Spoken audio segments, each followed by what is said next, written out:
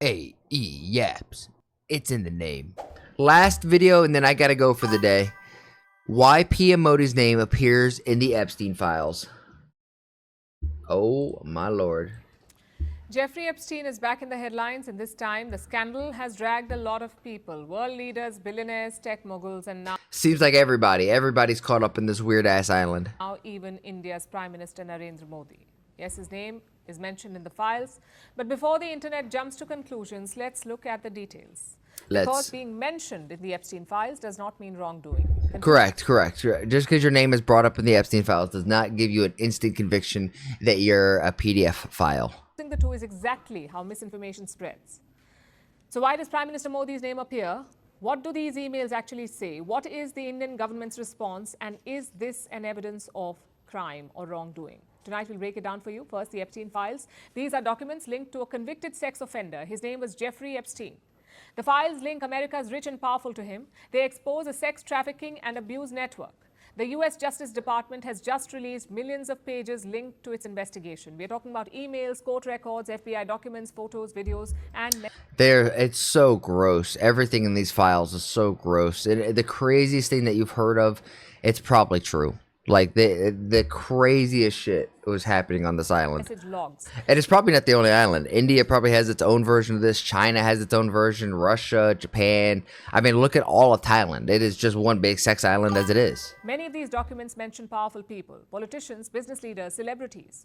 And I must add here that a mention does not mean involvement. A name appearing in the file does not mean accusation. And it's very important to have this clear because several people are named in the files, including former US presidents and global CEOs. Yeah, but those former U.S. president and global CEOs, they probably are linked to some creepy craziness. But just because you went to the island for a meeting doesn't mean that you participated in all the debauchery.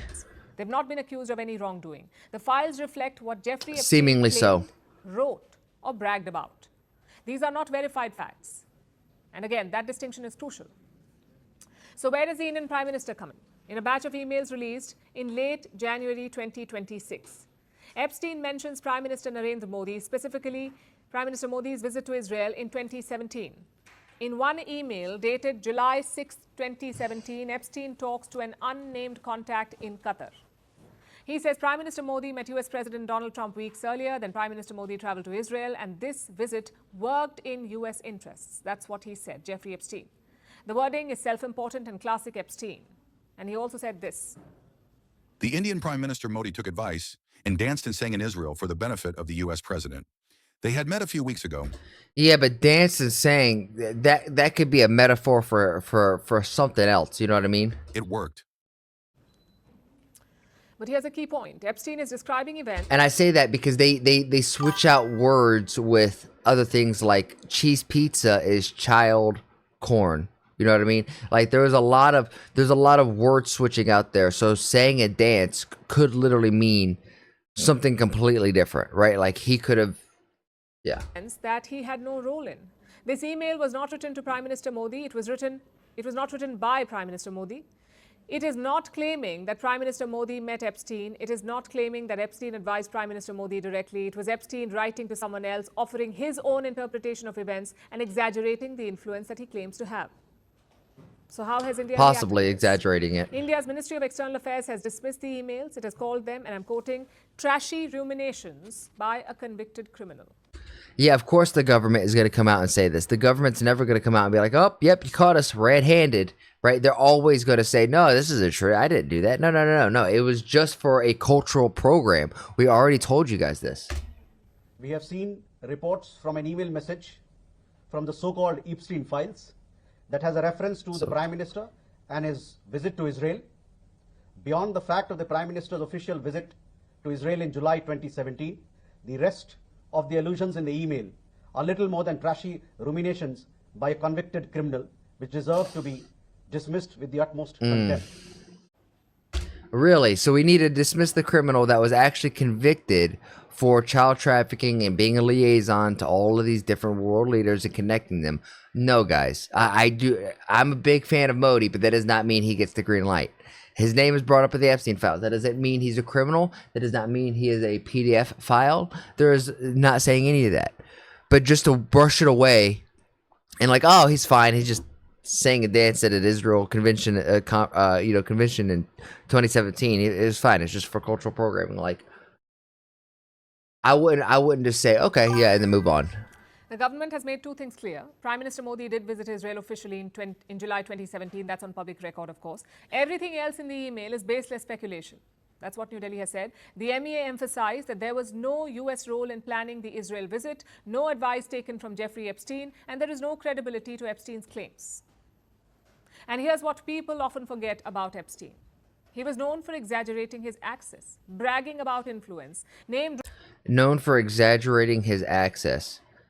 His access was to all the world leaders, all the world people. He was in jail in Florida and called the higher ups at the IRS. I don't know if he's exaggerating his influence. I think that's...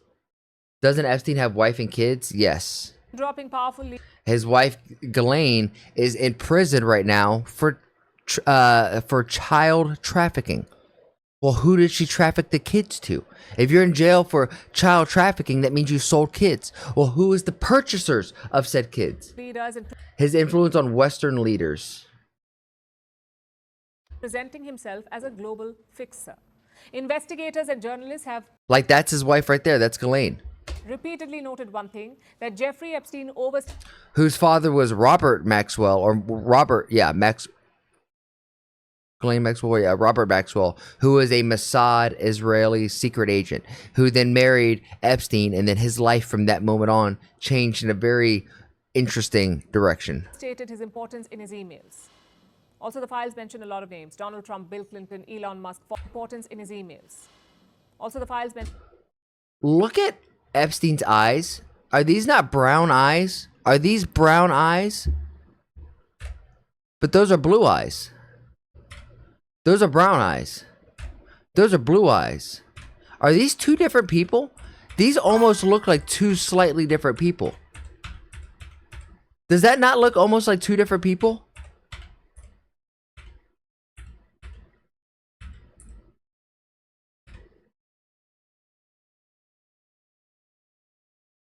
Have I ever heard of contact lenses? Yes, guys, I wear them, but as somebody who's worn blue contact lenses because I did not like my brown eyes as a kid, they don't look like blue eyes. They look like brown eyes with contact lenses over them. mention a lot of names: Donald Trump, Bill Clinton, Elon Musk, foreign royals, diplomats, billionaires. But again, mention is not equal to That's misconduct. weird. U.S. Look, even right there.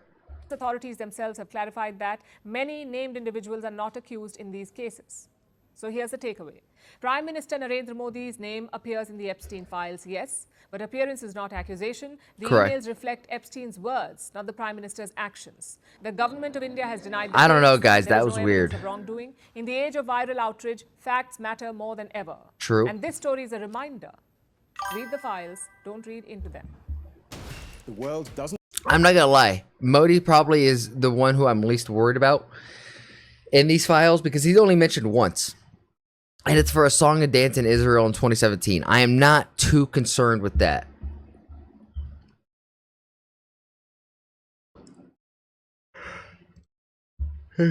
Half Truth very smartly ignored the mention of Anil Amani in chat with his plotter during the exact same time. Oh, see, this is the issue with the Tatava. I've caught them a few times, especially when mentioning American things.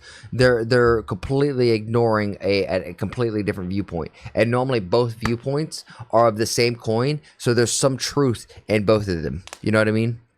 Maybe Epstein is an Israeli agent. At this point in time, I think that's like, yeah. I think that's an easy, safe bet to say he was some level tied with Mossad. Now, what level of agent was he? Was he a double agent working for the CIA and Mossad? Or was he a double agent? A Mossad agent acting as a CIA agent, but really a CIA agent infiltrating Mossad.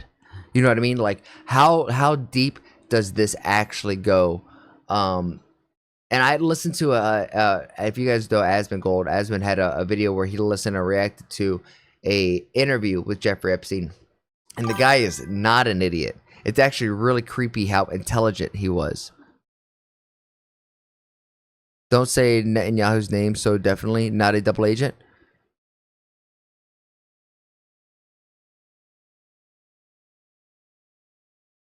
Definitely. Oh, well, it's because you're never gonna put the one who's controlling the strings out in the world. You know what I mean? You're not gonna put Netanyahu's name out there because he's the one pulling the strings. He's trying to keep his name out, if anything.